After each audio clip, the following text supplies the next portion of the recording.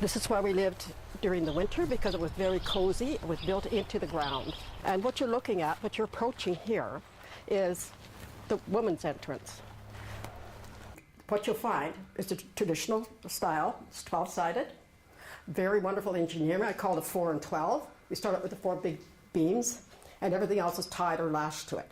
There was probably maybe even 6 families. You could fit 6 families in here. They each have their own quarter. We found hundreds of fishing tools and implements. We found cores and... Linnea Patel's vision for a place that could tell the world about her Coast Salish ancestry happened here at this 9,000-year-old village site called Xayatem. And this is what the Stalo people would weave their blankets on. And we would weave blankets using mountain goat wool and a special type of dog fur called woolly dog. It is a culture that you can touch. An experience that originated thousands of years ago teaches children today about how the Coast Salish nation lived in this area. So you guys want to feel the fishnet? We, as Coast Salish, we didn't live in teepees. We lived in our longhouses.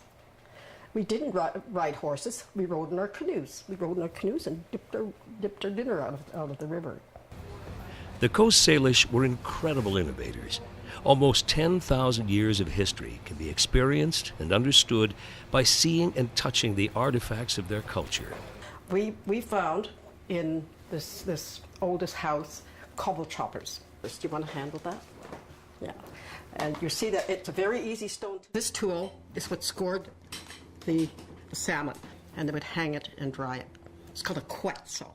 Ho, ho, ho, hey, hey, ah, ho, ho, hey, hey, ah. Linnea is paying respect to a sacred rock, whose story holds important lessons for the Coast Salish people.